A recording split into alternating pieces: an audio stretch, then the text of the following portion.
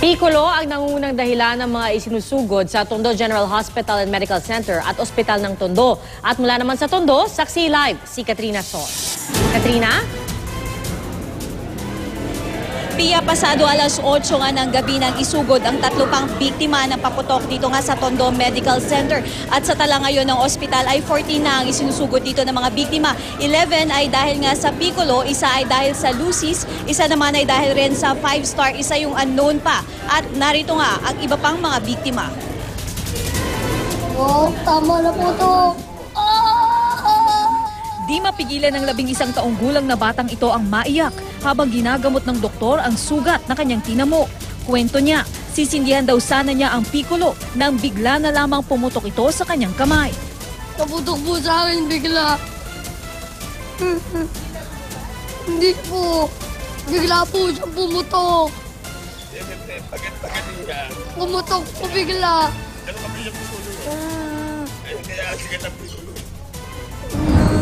Di naman maimulat ni John Paul Adjao ang kanyang mga mata dahil natalsikan umano ito ng sinindihang paputok. Pagkasabog niya, sa baba kasi sumabog, pang itaas talaga ito sumasabog ng marami.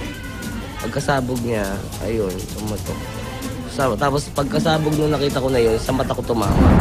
Ilan lamang sila sa mga isinugod ngayong araw dito sa ospital ng Tondo.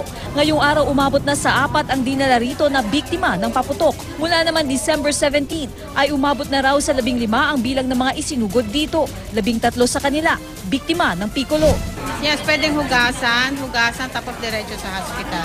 Pwedeng soap and water tapos diretso sa hospital. Hindi naman maipinta ang itsura ng 12 anyos na batang ito habang ginagamot ang kanyang naputokang daliri. Ang salarin, Piccolo rin.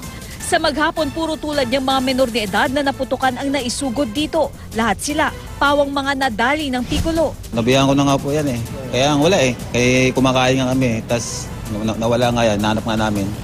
Pangamba ng mga doktor, baka raw karamihan ng naputukan, binabaliwala lang ito at hindi pinapagamot sa ospital.